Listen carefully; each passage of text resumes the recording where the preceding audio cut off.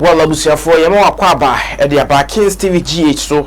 na ya tenancy biem ye san e ba bedi nkomo na before say ye bedi nkomo no me pacha o say wo ye nim e na wa ba channel yeso a na wa subscribe na fi notification bell no so watimi aboso say de be abusiafo abebia no new video e ba osusu betimi anya bi ahwe na afi bibia no eto etimi akwankan na well Kumasi Asante Kotoko na yeko e say the all is not well Kumasi Asante Kotoko ni na say recently her performance akotoko denedi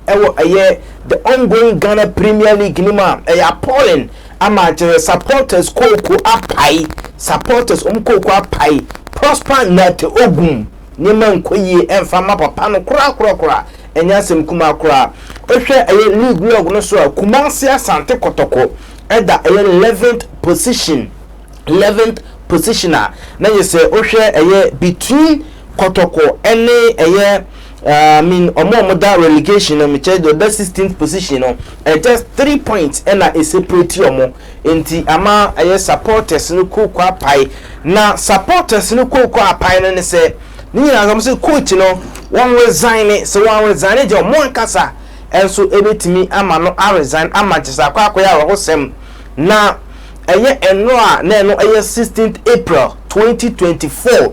team no ba training wo omo training grounds adakoja achewo supporters bi de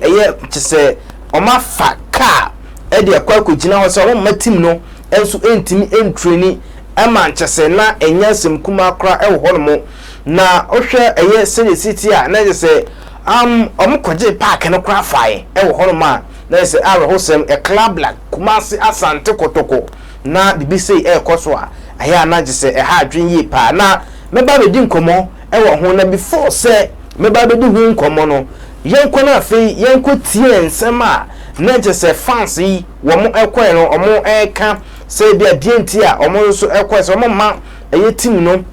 enso entimi entrani nema ekoso masa na asefem already we are supporters no wo mani abre na omo ekasa etutu bi element pinfo no enyasem kuma kra na before that say before so betie ensem no krampo no the ten say omkoduru ho no owe friend Dasuberi ene omo etimi edi nkomo what you say omo ekodi nkomo that time coach Prosper Nat Ogum na assistant no mu nyina eni hono bi na won playing party no ena na 90 say ewo ho mo ko training grounds one mo eno achi kontomponi afere enso nef aye fe fans no edi nkomo eno achi one technical team no ena fe osane playing body no so etimi edi enkomo na enkra eba ene say aye technical team no MIC no ena fe playing body no omeko aye fikesiem na me ya aduma aye ochena aye 18th April 2024 yi omo betimi ewrum na aye opemso ene omo atimi edi enkomo ewo hono ambeko imbages na che se bia IMC no beko eno achi ne bia technical team no ko eno achi na playing body no so enso atimi akọ enti ko Kumasi Asante Kotoko from there eho huru pa na yenko na afei yenko tie supporters no omo nsem a omo ekane enti a omo so ebohuru mu ewo training ground so a omo ama training no enso entimi ankoso yenko na afei yenko tie wo mo ensem no enso bi na yensan ba afei ebohuru ewo dia supporters ne no a club like Kumasi Asante Kotoko also omo yesa anase ni kwan so omo yesa nti wo de enko na afei yenko tie omo ensem no emra na coach ye hia ni bim coach no mu press no omu wo mu ye hia ni bim ha o fa so de ne so ko ye hunu bi aha ye hunu bi that's a limit ye hunu bi your life history awon Kotoko so mema omla chenu ama mema e chenu omla ya wa hamu Sunday ya wa hamu Sunday ya chiasa ya wa hamu we see am kwadia Sunday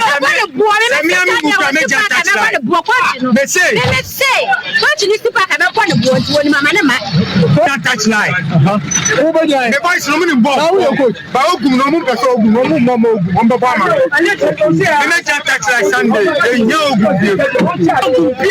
I'm going to get him there. So what do I acquire you to buy up? One call to buy a pedal for the community. Who could have got the house of a division? Who do you see ever put? They nearly be a one call. How we buy a stadium? And I got here being coached no press. No,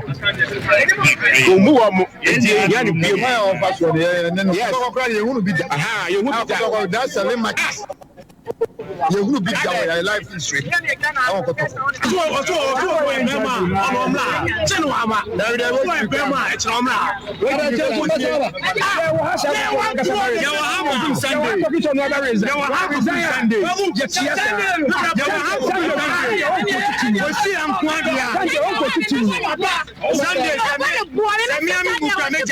Yes, Ninti, a coach Prosper Nate Ogum, and interest warning echo Edmano. Now, okay, a year of Babisiasi coach. Is he park so or Bono Boo? I was a club like Kumasi Asante Kotoko. Now say coach performance enya kwanya e faso esaki coach ni. Sometimes mommy yesuya abrofunu ye bibia Ghana anas Africa bibia abrofunu yesuya mo. A fact. Nti yesuya yensuya ni yi a club like Kumasi Asante Kotoko enya club ketwa as e be a coach performance enko yi a obekọ e training class say okwa no e wo hono mo. Kumasi Asante Kotoko ebo against a summer Texas on AP League in Aje or that top of the table. Abe team nema nko yi obehe kwan a obefa so ahihye nema no o prevent team no from training na ya yehu ambrofo na na ma be fa we nto so na hwe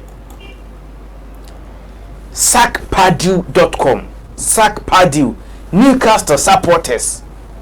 ene we fi say Alan Padu a no ye coach ne monde mo nkwan kan into mumpe no o man ko training grounds o a match day omo stadium omo support team no and am the placard e kire say omo hia coach no entiyen sake no enti ye we fi say a mpefo bi e na tra say e free coach ndi dwumade ni manana sebi the supporters ne ye no enya de e wo say so a club like Kumasi Asante Kotoko apa ho sa niema no Kotoko apa ho kura eni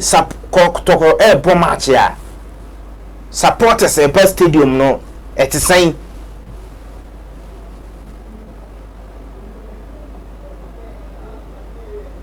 supporters e best stadium abra Kotoko e bo match sign city so team no anase team a support no enye anytime bia na nema bekoyi o se nema nkoyi a ye kwan fa so ye nema ye toto nema abofo ne yesuam no mo nye sa moist out eye match day ana mo de kwa kire ye se moist enya de entie mpam no obi anko training grounds so okwa akopam coach oden se kwakika coach enie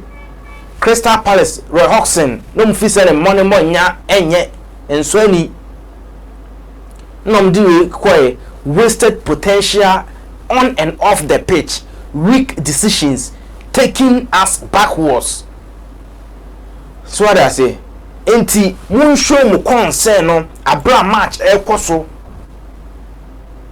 supporters musu mu adwuma na some support to a team no you go club premier wa won see stadium say be o PSG Kotoko match and so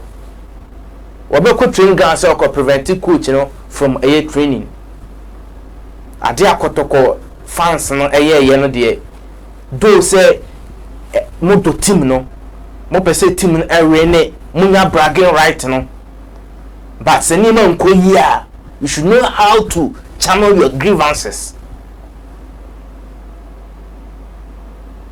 And yes, sir, them rabbi show so no akọ ifen say I mean training ground so don say coach o ma no enye na adwuma. Meanwhile the Kotoko relegation obekasa just 3 points na Kotoko drop a relegation zone him. And you are playing against Samatexa ne form no e wo soro open league yaje with that top of the table was a wotena a first training ground so till Sunday no san open team ni and I say open team no fumble for adventure eto comment session ho o supporto the supporters ne ye no Kings TV GS ni we new one subscribe na notification bell no aboso me din ene Ahmed Ayat ye ko